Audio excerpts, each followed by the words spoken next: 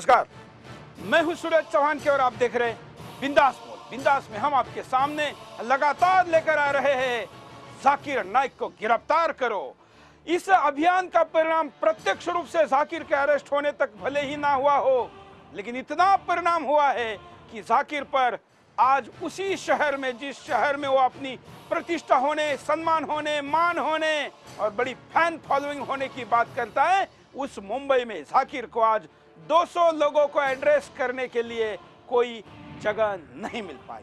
ना पैसे देके, ना प्यार से, ना सहयोग से, ना धमकी से, किसी भी प्रकार की जगह उसको नहीं मिली। मैं इसकी तुलना करता हूं 26/11 में ताज हमले पर आतंकवादी हमला करने वाले आतंकवादियों को मुंबई के मुसलमानों ने मुंबई के जगह पर दफनाने से विरोध किया था। उन्होंने कहा था कि ऐसे पापियों को हम मुंबई के भूमि पर दफनाने नहीं देंगे। उन्होंने अपने कब्रिस्तानों के दरवाजे उन लोगों के लिए बंद किए थे। आज आतंकवादी के गुरु कहे जाने वाले जाकिर को आज 200 लोगों को भी एड्रेस करने के लिए, वो भी लाइव में, जगह नहीं मिली। आज के बिंदास में हम जाकिर के खुलासे को और आगे बढ़ाते हैं। पहले मुद्दा,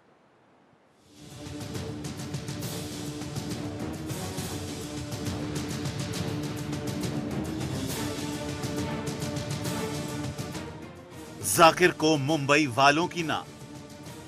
जाकिर की प्रेस कॉन्फ्रेंस को जगह नहीं, मुस्लिम संगठनों ने भी पीठ दिखाई। अभी तक 1000 करोड़ की पहली किस्त भी काम नहीं आई है। जी हां, अब जाकिर को भारत में 2 गज जमीन भी नहीं मिल रही है। ये बात सही है कि जाकिर के समर्थक पैसा पानी की तरह बहा रहे हैं, लेकिन जाकिर की मुहिम अभी तक रंग लाती दिखाई नहीं दे रही है। जाकिर समर्थक गुप्त मीटिंग्स जरूर कर रहे हैं, लेकिन सामने नहीं आ रहे। सुदर्शन न्यूज बार बार जाकिर के समर्थकों को सुदर्शन न्यूज में आने का न्योता दे रहा है, लेकिन कोई भी जाकिर समर्थक सुदर्शन न्यूज में आने को तैयार नहीं है। जाकिर के समर्थक जिन 5 सितारा होटलों में मीटिंग्स कर रहे हैं, वो दूसरे प्रोग्राम के नाम से होटल बुक कर रहे हैं। कोई भी मीटिंग्स की बातों को सामने नहीं आने दे रहा, लेकिन सुदर्शन न्यूज जाकिर समर्थकों की गुप्त मीटिंग्स पर नजर बनाए हुए है। लेकिन जिस तरह से जाकिर का विरोध हो रहा है देश में, वो भी सरकार और समाज को देखना चाहिए।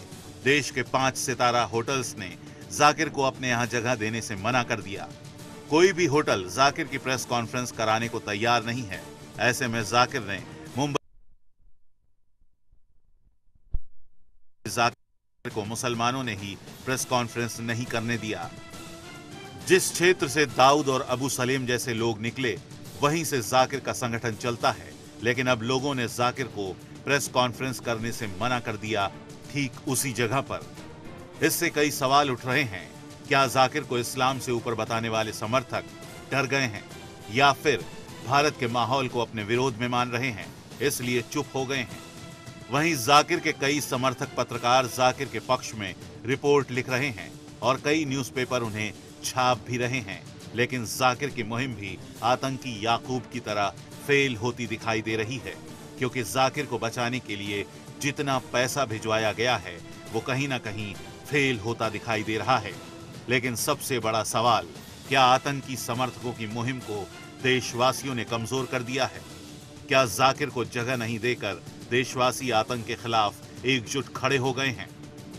क्या लोग अब आतंकी याकूब की तरह आतंकियों के जनाजे में शामिल नहीं होना चाहते? क्या अब मुंबई के वो क्षेत्र जहां सिर्फ मुस्लिम ही दिखाई देते हैं बदल रहा है? क्या अब आतंकियों का समर्थन नहीं होगा? क्या अब आतंक से लड़ने के लिए भारत का हर वर्ग आगे आ रहा है? अगर ऐसा है तो ये देश के लिए बेहद शुभ समाचार है। लेकिन मुस्लिम बस्तियों से मुस्लिम युवाओं का लगातार गायब होना और फिर सीरिया में दिखाई देना शुभ संकेत नहीं माना जा सकता। तो क्या मुस्लिम समुदाय मदरसों की शिक्षा व्यवस्था बदलेंगे? क्या बच्चों को कट्टर इस्लाम की बजाय उदार इस्लाम पढ़ाया जाएगा? अगर मदरसों की शिक्षा में बदलाव नहीं हुआ तो आने वाले समय में हालात और भी ज्यादा खराब हो जाएंगे। लेकिन जाकिर को सुनने वाली भीड़ कुछ अलग ही दर्शन करा रही है।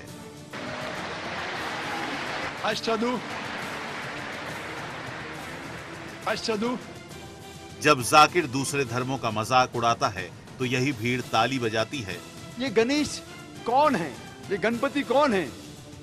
तो वो हिंदू दोस्त मुझसे कहेगा, मैं कहूंगा आप मुझे साबित करके दिखाओ कि गणेश भगवान है और मैं प्रसाद खाऊंगा। जब जाकिर आतंकियों का पक्ष लेता है तो यही भीड़ खुशियां मनाती है। ऐसे में शक तो होता ही है, क्या इस भीड़ के लिए आतंकी ही नायक हैं? क्या ये भीड़ आतंक का समर्थन नहीं कर रही है? वहीं जाकिर को ये भीड़ इस्लाम से ऊपर मानने लगती है।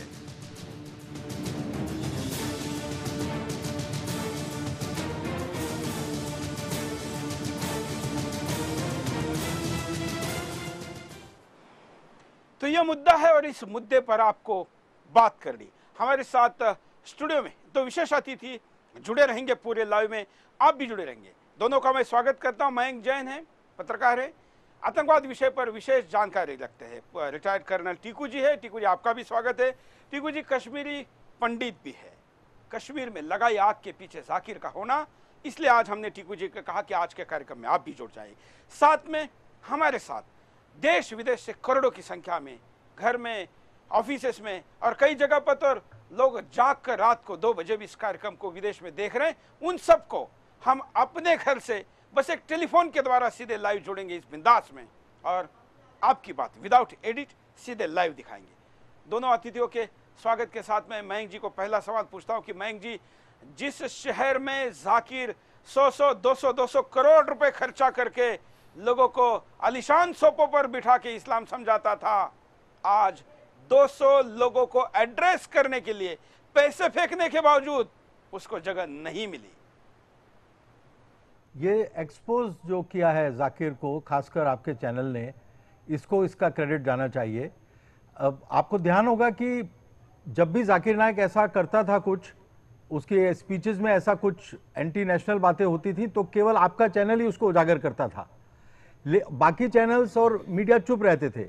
लेकिन अब क्योंकि ये इंटरनेशनल इशू बन गया, बांग्लादेश में टेररिस्ट अटैक में जब पकड़े गए जाकिर नायक से जुड़े हुए कुछ लोग, तो अब आपकी बात वो इंटरनेशनल फोरम तक पहुंच रही है, वो बहुत तेजी से बढ़ रही है। अब जाकिर नायक इक्वल टू टेररिज्म ऐसा प्रूव हो गया है, इसलिए अब मुश्किल है किसी को उसके साथ पार्टिसिपेट करना।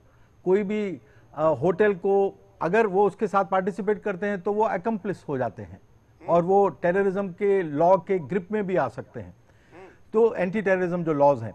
तो इसलिए कोई भी अपने होशो हवास में ये नहीं करेगा। और आप दूसरी बात ये देखिए, बांग्लादेश में केवल टेररिस्ट अटैक उस होटल के अंदर नहीं हुआ था, वो उसके बाद ईद के दिन अटैक जो नमाजी थे उनके ऊपर अटैक हुआ था। ये अटैक्स हम बार बार देख रहे हैं कि जो नमाज करने जा रहे हैं मस्जिद के अंदर उन पर अटैक होते हैं। पाकिस्तान में होते हैं अटैक ऐसे, अफगानिस्तान में होते हैं, बांग्लादेश में हुआ।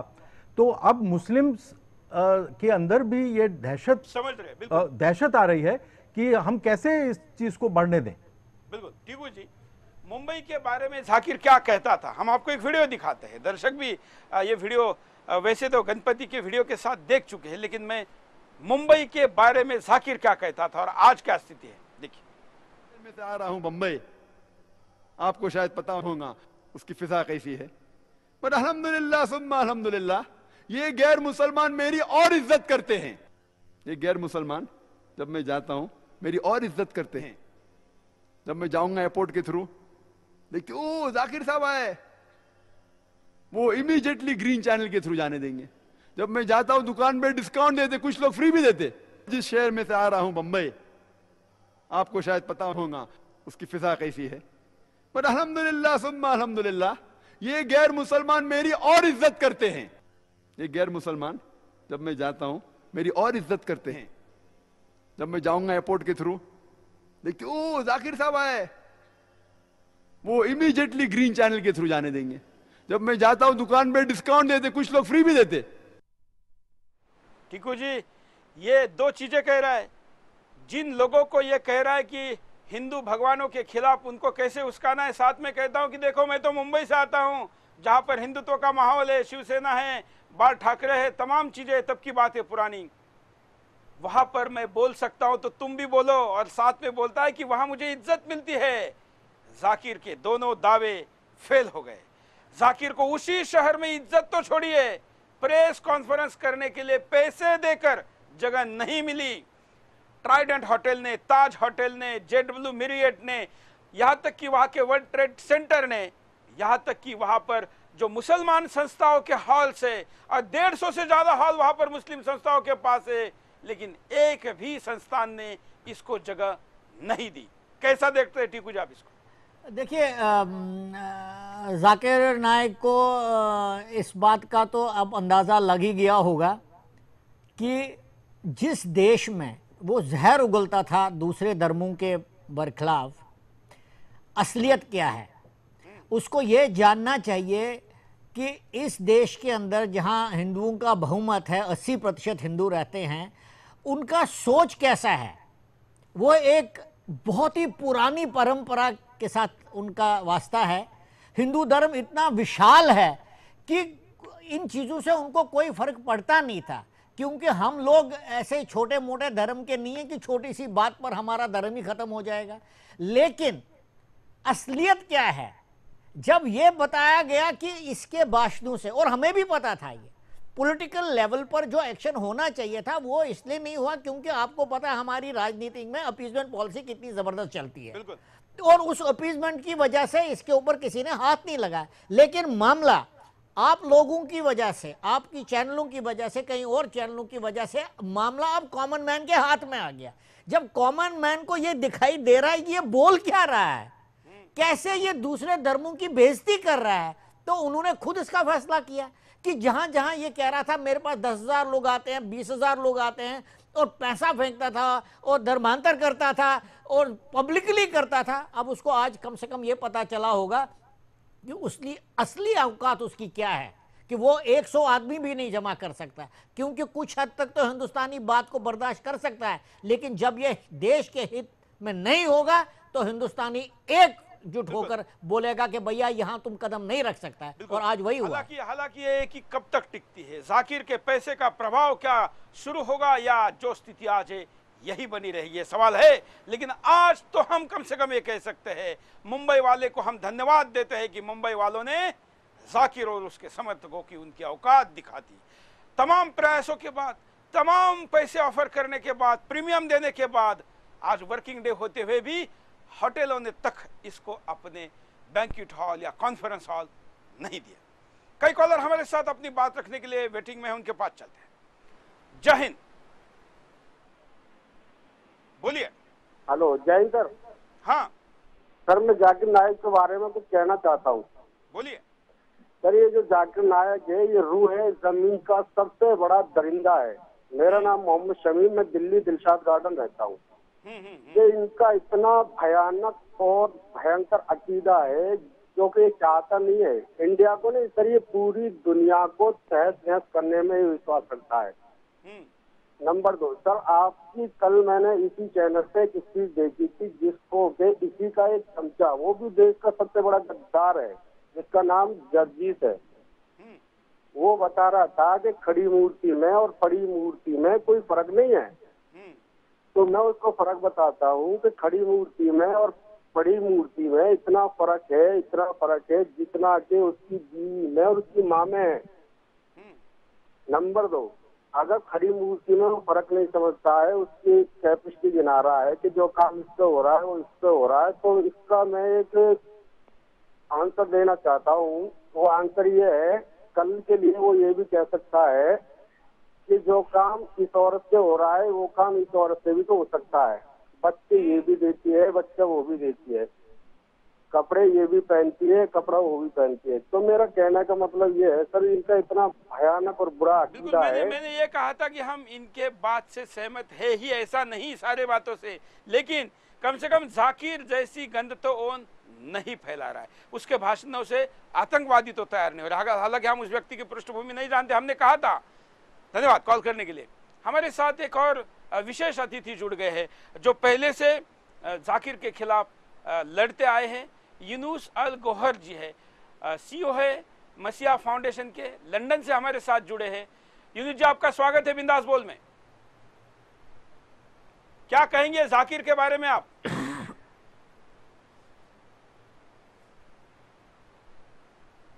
चलिए, शायद यूनुस जी से हमारा संपर्क अभी तक नहीं हो पाया है। मयंक जी के पास चलते हैं। मयंक जी, कॉलर की भी प्रतिक्रिया आप सुन रहे, लोगों की सोशल मीडिया पर भी लगातार आ रही रिएक्शन को देख रहे। जाकिर के विषय में जो एक ही आप बनी है, यह आगे और हिंदुस्तान में कैसे बढ़ेगी? देखिए, दोनों चीजें हो सकती हैं। जाकिर नायक के खिलाफ जो यहाँ का नेशनलिस्ट समाज है वो खड़ा होगा, लेकिन एक बहुत बड़ा तबका ऐसा है जो कि जाकिर नायक को सपोर्ट करेगा। तो हमारी ज्यादा नजर उस वाले तबके पर होनी चाहिए जो इसको सपोर्ट देने वाला है। अब आप देखिए कि जाकिर नायक के जो विचार हैं, क्या वो अलकायदा से डिफरेंट है, क्या वो आईएस से डिफरेंट है, क्या वो बोको हराम से डिफरेंट है, क्या वो अल शबाब से डिफरेंट है। तो जो जाकिर नायक की आइडियोलॉजी है, जाकिर नायक से बड़ा एनिमी जो हमारे देश का है वो जाकिर नायक की आइडियोलॉजी है। जब जाकिर नायक तो सिर्फ उस आइडियोलॉजी को ईमानदारी से प्रस्तुत कर रहा है, जाकिर नायक उसमें कुछ ऐड नहीं कर रहा है। तो हम लोग व्यक्तियों को, केवल व्यक्तियों को देखेंगे तो काम नहीं बनेगा। व्यक्तियों को तो ढूंढना पड़ेगा जो ऐसी दूषित आइडियोलॉजीज को प्रोपोगेट कर रहे हैं, लेकिन हमको उन आइडियोलॉजीज का अध्ययन करना पड़ेगा, हमको उन आइडियोलॉजीज को एनालाइज करना पड़ेगा और एक्सपोज करना पड़ेगा। नहीं तो हम क्या कहेंगे कि हिंदू जो सब धर्मों को मानते हैं, जो ऐसा मानते हैं कि किसी भी रूट से आप ईश्वर तक पहुंच सकते हो, वो तो हो जाते हैं कम्युनल। और जो दूसरे धर्म के लोग हैं जो कन्वर्जन की बात करते हैं, जो कहते हैं कि आपको हमारे धर्म में कन्वर्ट होना है और तभी आपको भगवान प्राप्त हो सकता है, वो हो जाएंगे सेकुलर।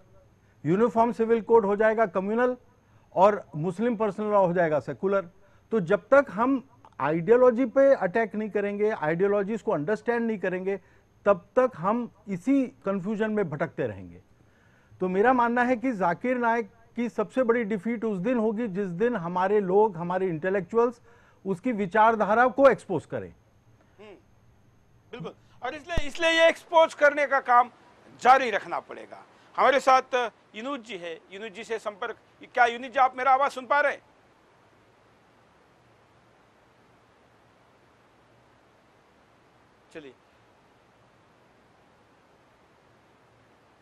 चलिए, शायद लंदन से हमारे साथ जुड़े हैं, अभी कम्युनिकेशन प्रॉपर नहीं हो रहा है। कॉलर के पास चलते हैं। जय हिंद सर, मैं रिंकू बोल रहा हूँ लखनऊ से। बोलिए। हेलो, क्या कहना सर है? मैं रिंकू बोल रहा हूँ लखनऊ से। जी सर, मैं रिंकू बोल रहा हूँ सर लखनऊ से। सर ये बताइए कि जब ये जाकिर नायक का आप शो दिखा रहे हैं, पहले तो आपने बहुत अच्छा किया कि ये शो आप दिखा रहे हैं इसके बारे में, क्योंकि लोगों को ये जानना बहुत जरूरी है कि पूरी दुनिया के अंदर जो आज कत्ल गारत चल रही है उसके लिए इनके लोग ही जिम्मेदार हैं। तो ये इतने बड़े विद्वान हैं, तो ये अपने लोगों को क्यों नहीं बताते, अपनी विद्वानता का इस्तेमाल उनको समझाने में क्यों नहीं करते हैं कि पूरी दुनिया में कत्ल गारत तो आप ही के भाई ने फैला रखी है। तो बजाय उनको समझाने के, अगर ये समझा देंगे तो कम से कम जो लोग गलत रास्ते पर आ गए हैं और 72 हूरों के चक्कर में ये सब जो फैलाए हैं राग बट्टा, तो कम से कम उनकी जिंदगी सुधर जाएगी। और जो इस जद में आकर जो सही लोग भी है वो भी कहे जा रहे हैं, तो उसके लिए जिम्मेदार तो यही लोग हैं। ये इतने बड़े विद्वान होकर, ज्ञानी होकर अगर ये नहीं समझ रहे हैं, तो ये जूते खाने वाला काम अगर करेंगे तो खाएंगे ही। और इनकी संलिप्तता ऐसी चीजों में जब मिल रही है तो फिर उसके बाद सर कौन इनको माफ करेगा कि यहीं रह रहे हैं, यहीं पर पनप रहे हैं। बहुत अच्छी बात आपने कही, धन्यवाद। टीकू जी, क्या किसी ने भी जाकिर को यह सवाल नहीं पूछा कि तुम इतने विद्वान और गाढ़े अभ्यासक होने की बात करते हो, कुरान की, इस्लाम का जो अतिवादी चेहरा है इसको तो तुम रोक नहीं पा रहे? देखिए, आप कहीं पर भी दुनिया में जाइए, अरब कंट्रीज़ हैं, सूडान है, सीरिया, पाकिस्तान, अफ़गानिस्तान, जितने भी देश हैं जो उदारवादी हैं, जो मॉडरेट फैक्शन है इस्लाम में, वो हमेशा फैनेटिक एलिमेंट से, रेडिकल एलिमेंट से दबा हुआ है। और यही हाल हिंदुस्तान का भी है। अब हिंदुस्तान में एक और चीज़ जुड़ जाती है इसमें, हिंदुस्तान में जो मॉडरेट एलिमेंट है इस्लाम का, जो फोक इस्लाम जिसको बोलते हैं, वो तो काफ़ी प्रभावशाली है, लेकिन जब रेडिकल एलिमेंट उसमें छा जाता है और रेडिकल एलिमेंट हथियार उठाता है तो वो दूसरा वाला जो उदारवादी वाला है वो दब जाता है। इसमें एक और एलिमेंट शामिल होता है। मैं आपको एक जिम्मेवार है, उसकी चुप्पी भी तो जिम्मेवार है। उसकी चुप्पी जरूर जिम्मेवार है, क्योंकि वो सहमति की चुप्पी है। मैं इस बात से सहमत हूँ। देखिए, ऐसा मैं आपको एक उदाहरण देता हूँ। ये वर्ल्ड हिस्ट्री में जिसके पास हथियार होता है और जिसके पास हथियार नहीं होता है, इस लड़ाई में हथियार वाला ही कुछ देर तक जीता है। आप नाजी जर्मनी की बात कीजिए, नाजी फिलॉसफी के साथ 10% लोग थे, लेकिन अल्टीमेटली क्योंकि वो चुप रहे, उन्होंने उसकी मुखालफत नहीं की, और एक समय ऐसा आ गया कि नाजी वालों ने उनको ऊन अप कर लिया, पूरों को दबा दिया। यही हाल इनका। और हिंदुस्तान में एक और चीज भी इसके साथ जुड़ जाती है, वो ये है कि हमारा जो पॉलिटिकल क्लास है, वो कोई भी क्लास है, वो ऐसे तत्वों की हिमायत करते हैं वोट बैंक के लिए। तो उनको एक तो उनको धार्मिक हिसाब से संरक्षण मिलता है, और दूसरा पॉलिटिकल हिसाब से संरक्षण मिलता है। नहीं तो जाकिर हुसैन जैसा आदमी अभी तक जेल से बाहर कैसे है, जो इतना जहर उगलता है, जिसने पता नहीं कितनों को मोटिवेट किया होगा हथियार उठाने के लिए, वो अभी तक क्यों फ्री घूम रहा है और क्यों प्रचार कर रहा है, ऐसा दुष्प्रचार कर रहा है कि अपने लोगों को बर्बादी के रास्ते पर ले रहा है वो। बिल्कुल। यूनुस जी, आपकी पहली प्रतिक्रिया। जी, हाँ, मैं जाकिर नाइक के बारे में बोलूं? बिल्कुल। जाकिर नाइक वहाबीइज्म को आगे बढ़ा रहा है, और वहाबीइज्म सिर्फ इंडिया में खतरनाक नहीं है, वेस्ट में भी ये लोग लोगों को कत्ल कर रहे हैं। और ये वहाबीइज्म इस्लाम से हटके कोई चीज है, और इस्लाम का नाम तो इस्तेमाल होता है भी वो मुसलमान, लेकिन इंडिया के लिए ये बहुत खतरनाक है। और ये जो वहाबीइज्म है इंडिया में बहुत देर से फैल रहा है, बहुत देर से फैल रहा है। इसको बैन करना बड़ा जरूरी है।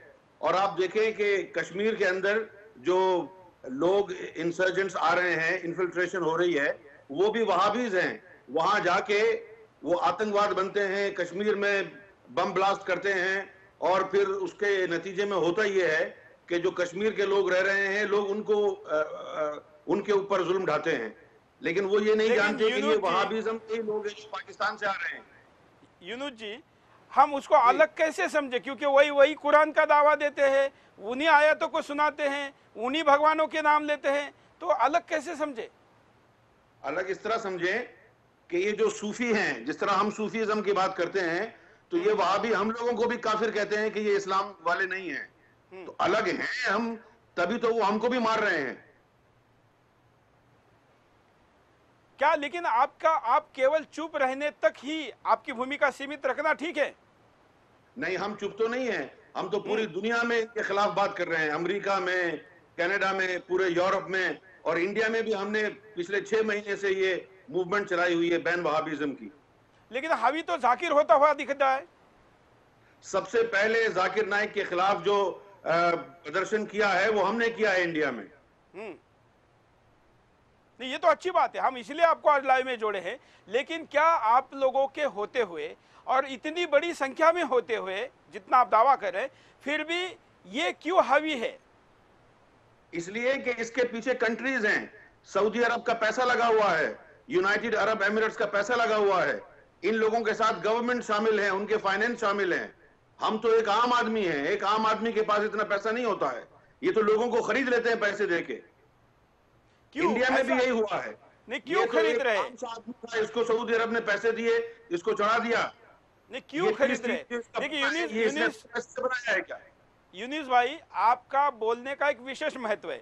अगर हम तो 10 दिन से कह रहे हैं कि इसको सऊदी अरेबिया पैसे दे रहा है, तो ये कहेंगे नहीं नहीं आप तो मुसलमान विरोधी, इसलिए ऐसा कहेंगे। आप एक मुस्लिम एक्टिविस्ट होते हुए ये बात कह रही, इसलिए थोड़ा विस्तार से समझाइए कि सऊदी अरेबिया इसको क्यों पैसे देता है, उनका क्या फायदा है? सऊदी अरब इनको इसलिए पैसे दे रहा है कि ये सऊदी अरब के जो फिरका है वो अपना फैलाना चाह रहे हैं। सऊदी अरब अपने फिरके को, वहाबिज्म को पूरी दुनिया में फैला रहा है। सऊदी अरब का काम ही यही है। जैसे अमेरिका जाता है, यूरोप जाता है, इंग्लैंड, यहाँ जा जाके ये मस्जिदें बनवाते हैं, फ्री लिटरेचर बेचते हैं। इसकी वजह से इनकी आइडियोलॉजी बढ़ रही है। ये तीसरी सुपर पावर बनना चाहता है। ये जो सुपर पावर की रेस चल रही है ना, अमेरिका और रशिया और उसके बाद चाइना और इंडिया भी अब सुपर पावर की रेस में आ गया है। तो इनके पास तो कोई इंडस्ट्री नहीं है, इन्होंने टेररिज्म को अपनी इंडस्ट्री बनाया है। ये पूरी दुनिया पर हुकूमत करने के ख्वाब देख रहे हैं। दिल्ली के ऊपर ला इलाहा इल्लल्लाह मोहम्मद रसूलुल्लाह का झंडा लगाना चाहते हैं। आपको इन बातों को समझना होगा, वरना इंडिया को बहुत बड़ा नुकसान हो सकता है। बिल्कुल, वो आप समझा पाए हमको भी और हिंदुस्तान को और इसके मूर्ख फॉलोअर को, इसीलिए आपको आज लाइव लिया है। हम एक छोटे से ब्रेक के लिए यहाँ पर रुकते, ब्रेक के बाद फिर आएंगे बिंदास बोलचाल।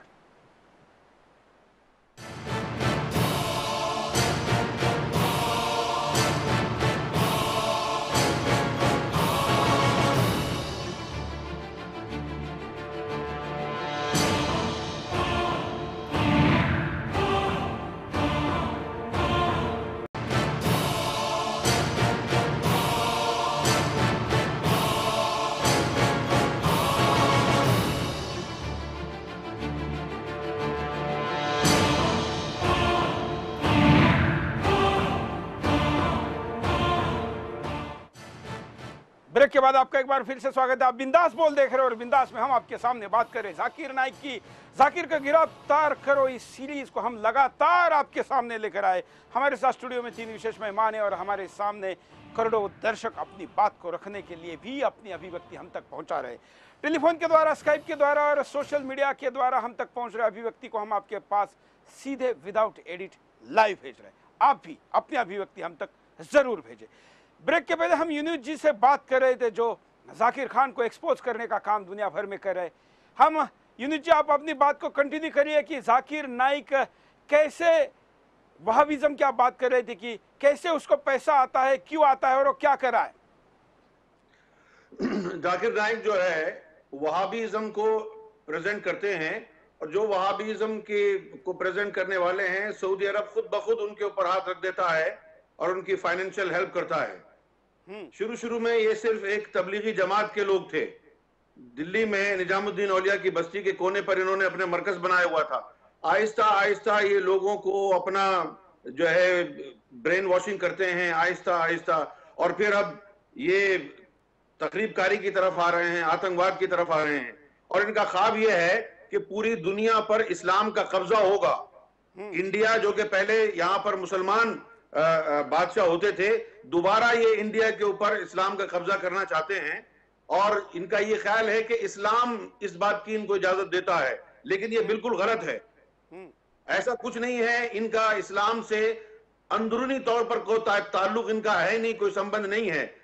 लेकिन ये भी नहीं कह सकते कि ये मुसलमान नहीं है। मुसलमान तो ये हैं, लेकिन ऐसे मुसलमान हैं कि जैसे मर्दों और औरतों के बीच वाला आदमी होता है, उसको आप ना मर्द कह सकते हैं ना उसको औरत कह सकते हैं। मैं जी कुछ कहना चाहते हैं। हाँ, मैं ये कहना चाह रहा था कि जो ग्रोथ मुस्लिम्स की हो रही है, जो सऊदी अरेबिया की बात ये कर रहे थे, उसको मैं कनेक्ट करना चाह रहा हूँ। इन्हीं की बात, यूनुस जी की बात को ही आगे बढ़ाना चाह रहा हूँ। जो प्यू रिसर्च सेंटर है यूएस का, जो कि बहुत ही स्टैंडर्ड जिसकी रिसर्च होती है, उसके मुताबिक 2010 और 2050 के दरमियान मुस्लिम्स की ग्रोथ रेट 73% थी और हिंदूज की केवल 34%। तो ये इतनी तेजी से बढ़ रहे हैं। और जो दूसरे रिलीजन्स हैं जैसे बुद्धिस्ट की -0.3%, क्रिश्चियंस की 35%, तो ये लगभग सभी से दुगना रेट पर बढ़ रहे हैं।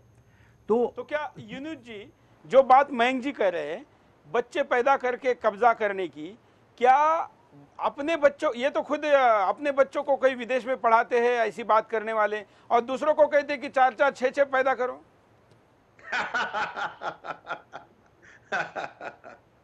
यही हो रहा है। आप एक चीज देखेंगे, आप नोटिस करेंगे कि जो वहाबी मुस्लिम नहीं है वो हैंड टू माउथ जिंदगी गुजार रहा है, और जो वहाबी हो गया है उसके पास बहुत पैसा है। ये आप चीज नोट करेंगे।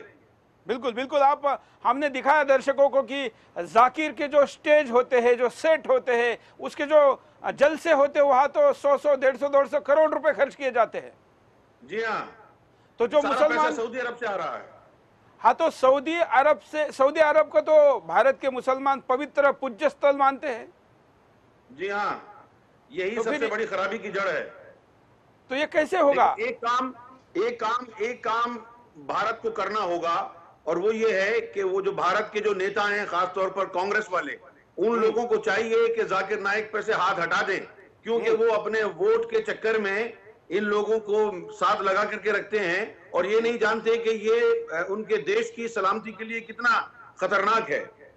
ये जो नेता हैं इनको थोड़ा सा डिस्टेंस करना चाहिए, बजाय इसके कि लालच में आके कि इनको वो वोट देंगे, इनको सूली पर लटका देना चाहिए, वरना कल हम बैठ के सब रोएंगे भारत के लिए। बिल्कुल।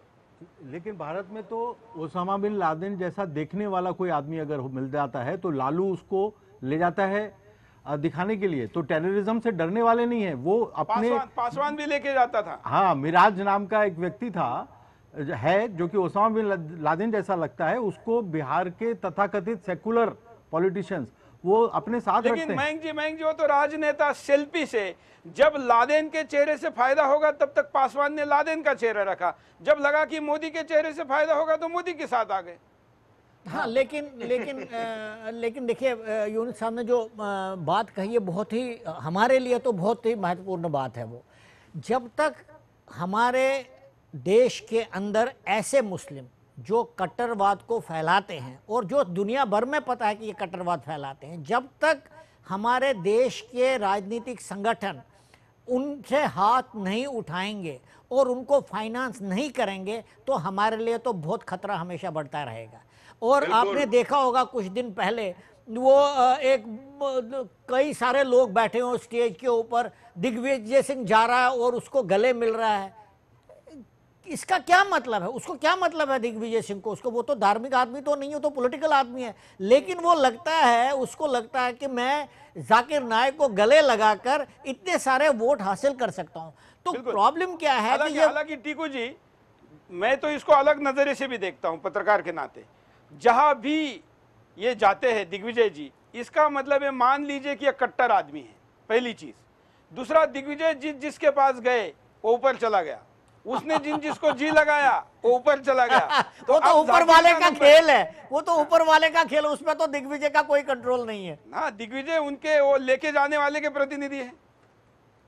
यूनुस जी। जी जनाब। हाँ, तो अब हिंदुस्तान में अगर हम किसी को ये कहे, जो बात आप कह रहे हैं कि नहीं ये वहाबिज्म ऐसा है, ये सऊदी वाले ऐसे है, तो कहते हैं कि तुम तो मुसलमान को बदनाम कर रहे हो। नहीं, मुसलमान को बदनाम नहीं कर रहे हैं। आप ये देखें, दुनिया भर में सबसे ज्यादा जिन लोगों को कत्ल किया है, जिन लोगों को मारा है, वो मुसलमान ही हैं। ये सत्य है। लेकिन बिल्कुल आप सत्य कह रहे हैं, लेकिन ये बात भारत का मुसलमान नहीं समझ रहा है। नहीं, उनको समझना होगा। आप देखेंगे कि वो उनको समझ में आ जाएगा। दरअसल उनको जो है जरूरत इस बात की है कि उनको एकेडमिक लेवल पर जाके समझाना पड़ेगा। ये जो डी रेडिकलाइजेशन की जो सोच है, फिक्र है, वो उनको देनी पड़ेगी। कोई बोलने वाला नहीं है, सब लोगों की गांठ फटती है, कोई बोलता नहीं है वहां पर इनके खिलाफ। लेकिन हम पूरे आबोताब के साथ इन लोगों के खिलाफ सबूत के साथ बोलते हैं, दलील देकर के बोलते हैं। हम लोगों को डर और खौफ नहीं है इनका। पूरी दुनिया में वहाबी सिर्फ अपने आप को मुस्लिम समझता है। जो वहाबीज़म को नहीं मानता, ऐसे तमाम मुसलमानों को ये काफिर समझते हैं, उनको मार रहे हैं। आप भी उनके हिसाब से काफिर है, उनके हिसाब से आप भी काफिर हैं, उनके लिए आप भी काफिर हैं। सबसे ज्यादा मरने वाले मुसलमान हैं। और आपको मैं एक बात बता दूं, एक बात मैं आपको बताता हूं कि ये आर्जी है और हमने इसको जड़ से पकड़ना है और उखाड़ के फेंक देना है। काल के अवतार की तरफ से मदद आएगी और उनकी मदद से मुसलमान, ईसाई, हिंदू तीनों मिलकर इनको मारेंगे। बिल्कुल। लेकिन आप जैसे लोग जब बोलते हैं, यूनुस जी, अभी एक सलीम जलील मुंबई से मेरे ट्विटर पे लिख रहे हैं कि यूनुस जी मुसलमान है, इसका क्या प्रूफ है? भाई, अगर मैं मुसलमान नहीं हूं या मुसलमान हूं, इससे क्या फर्क पड़ता है? मैं पूरी दुनिया के लोगों से प्यार करता हूं, हिंदू से प्यार करता हूं, सिख से प्यार करता हूं, यहूदी से प्यार करता हूं, ईसाई से प्यार करता हूं। सब लोगों को खुश रखने की कोशिश करता हूं, किसी को नुकसान नहीं पहुंचाता। मेरा मजहब इंसानियत है, मुझे मुसलमान बन के करना भी क्या है? और ये लोग बोल रहे हैं कि आप जैसे लोग ही जाकिर को बदनाम करें। हम बदनाम नहीं कर रहे हैं, हम उसका चेहरा लोगों को दिखा रहे हैं। वो इंसान के रूप में मुसलमान नहीं, शैतान है। ये बोलने का विशेष महत्व है। पुरानी पतलून पहन के फिरता था। अब आज देखें कितने उसने टेलीविजन स्टेशन बना लिए। कहां से आया ये पैसा? ये तो आप खुद भी समझ सकते हैं ना। ये तो जीना का वर्जन है। ये तो सूट पैंट टाई लगाकर, टोपी लगाकर, खुद तो छोटी टोपी लगाता है इस्लाम की और लोगों को तो टोपियां लगाता रहता है। इसका एक स्टाफ क्या कहता है, हम आपको वीडियो दिखाते हैं। जाकिर के चैनल का, पीस टीवी का एक स्टाफ क्या कहता है? उसका कोई प्रॉपर इस्तेमाल नहीं हो रहा है अच्छे कामों में। वो हजारों कई सौ करोड़ रुपए जो इस्लाम के नाम पे चंदा आया है, ज़कात आई है, तो गरीबों का पैसा है। वो जाकिर नाइक के पर्सनल प्रॉपर्टी नहीं है कि आप उसको शेयर मार्केट में इन्वेस्ट करें, आप उनको हर जगह पे इन्वेस्ट करें। मुझे कहीं दूर दूर तक उनकी ऑर्गेनाइजेशन में इस्लाम दिखाई नहीं दिया। जाकिर नाइक में दूर दूर तक मुझे कहीं वो जो लेक्चर्स में बोलते हैं वो दिखाई नहीं दिया। मस्जिद सामने है, वो नमाज को नहीं जाते। हर चीजें वो देखने को मिली जो जाकिर नाइक कैमरे पर बोलते हैं, वो पर्सनल लाइफ में जाकिर नाइक वो नहीं है। वो एक दोहरा चरित्र है। He is Islamic actor with the makeup. भैया इस्लाम बहुत सिंपल है, हर एक छोटा गरीब आदमी भी उसको अमल कर सकता है और अमीर आदमी भी अमल कर सकता है। लेकिन इनका ये जो टारगेट ऑडियंस थी ना, वेस्ट है। इनकी टारगेट ऑडियंस जहां से इनको फंड आता है तो वहां पर उनको चकाचौंध चाहिए, तो वहां पर वो भी मैं अपोज करता रहा। फिर मैंने कुछ महीना काम किया और मैंने फिर उनके चेहरे पे बोल दिया कि सर आप सेडिस्ट हो, आप जो बोलते हो आप उस पर अमल नहीं करते हो, आपके दिल में रहम नहीं है लोगों के लिए। और लोगों की मानसिकता वहीं से जानी जाती है कि जब कोई बॉस बनता है तो उसके जूनियर्स उसके साथ कैसे रहते हैं, वो जूनियर्स के साथ कैसे रहता है। वो डिक्टेटर कहता था मीटिंग में कि मैं डिक्टेटर हूं, मैं हिटलर हूं, तुम सबको मेरी मान। यूनुस जी देखिए, ये उसका एक्स स्टाफ है पीस टीवी का, मुस्लिम है, क्या कह रहा है जी। इस मुद्दे के ऊपर जो है कई रोज तक बात चलनी चाहिए और तफसील के साथ इसके ऊपर गुफ्तगू होनी चाहिए ताकि लोगों को समझ में आ जाए। अब आधे घंटे की गुफ्तगू में तो सब कुछ समझाया नहीं जा सकता है। 1 घंटे की चिंता ना करें, हम आपको रोज लेंगे। हम तो जाकिर को जब तक पूरा नंगा नहीं करेंगे छोड़ेंगे नहीं। हाँ, जब तक ये नंगा नहीं होगा उस वक्त तक आपके देश प्रेमी होने का सबूत भी नहीं मिलेगा।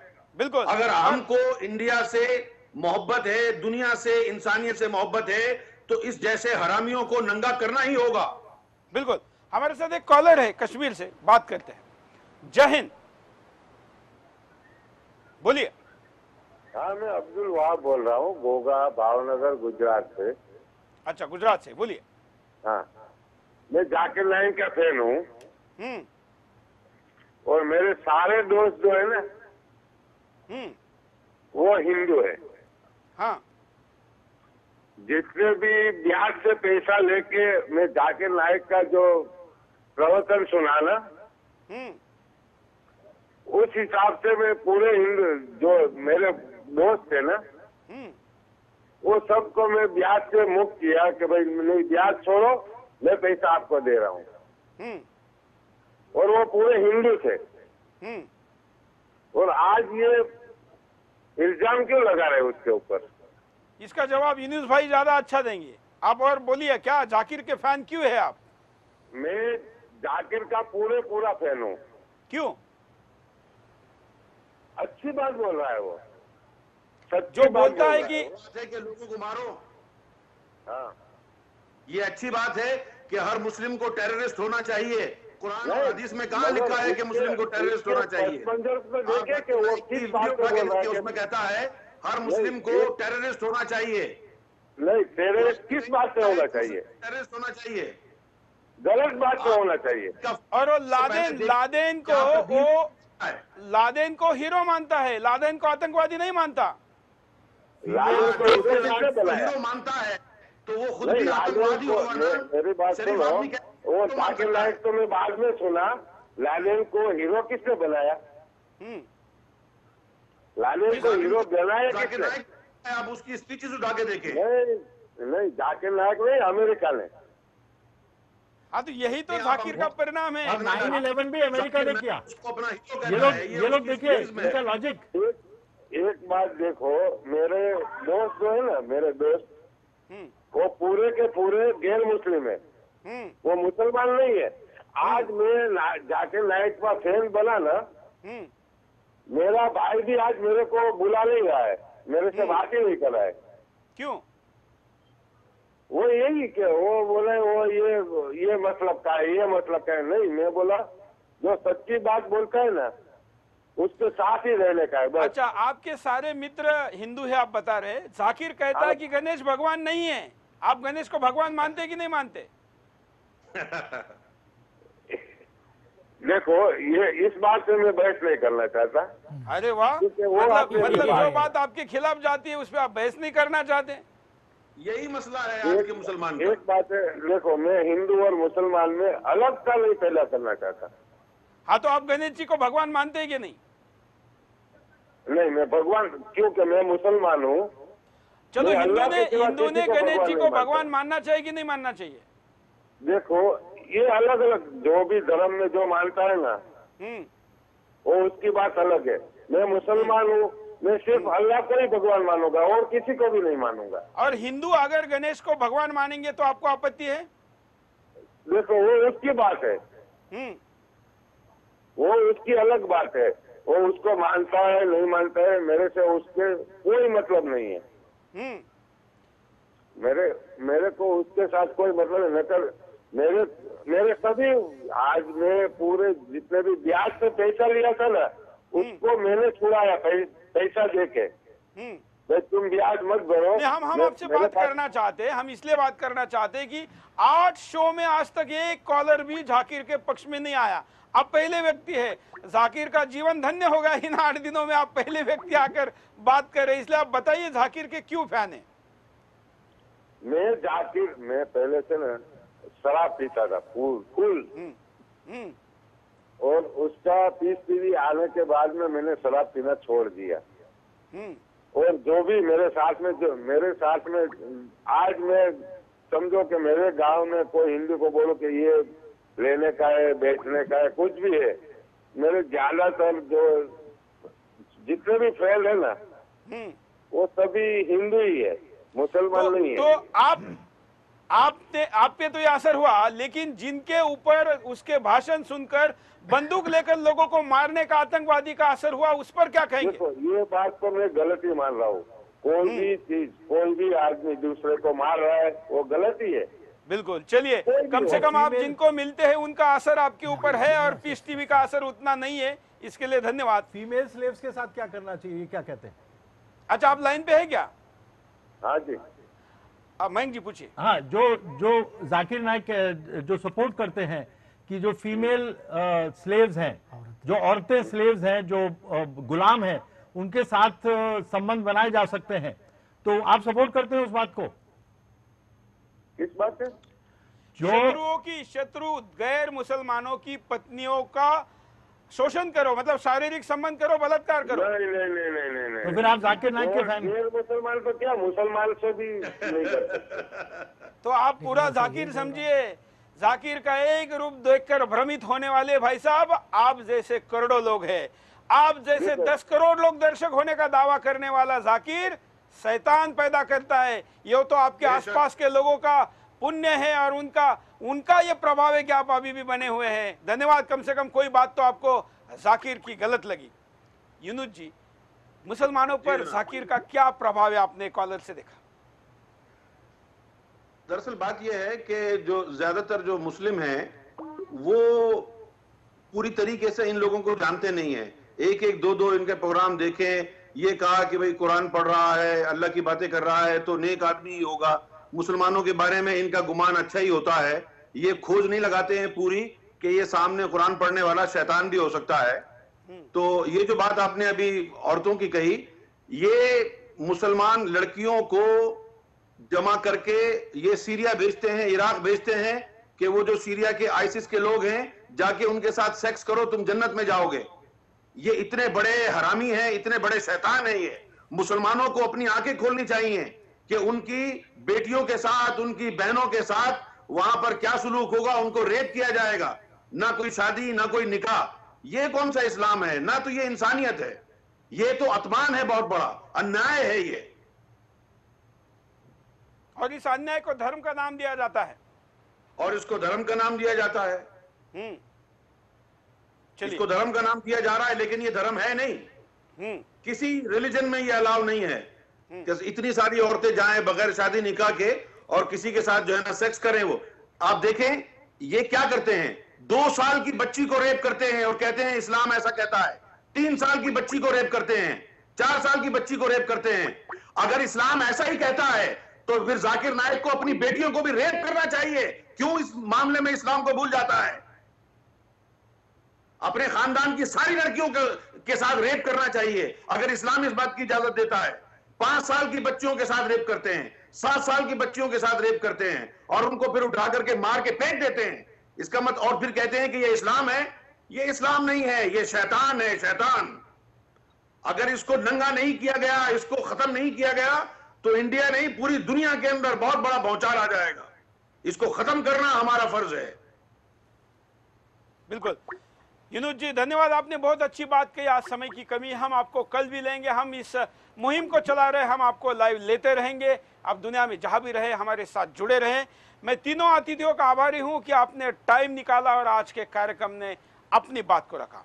दर्शकों का भी मैं आभारी हूं कि आज के कार्यक्रम में भी हमेशा की तरह लगातार, बल्कि हमारे 8वां एपिसोड इस सीरीज में कॉल कम होने के बजाय कॉल बढ़ रहे हैं, दर्शक संख्या बढ़ रही है। लोग कई जगह पर तो एलसीडी प्रोजेक्टर लगाकर बड़ी संख्या में एकत्र आकर टीवी को देख रहे हैं। कुछ लोग इस मुहिम को अब तक मुसलमान विरोधी कह रहे थे, लेकिन कल जो हमने वीडियो दिखाए उसके बाद कई मुसलमानों की आंखें खुल गई है। हम आशा करते हैं कि उनका दिमाग भी खुलेगा और दिल भी। आज के लिए इतना ही। जय हिंद।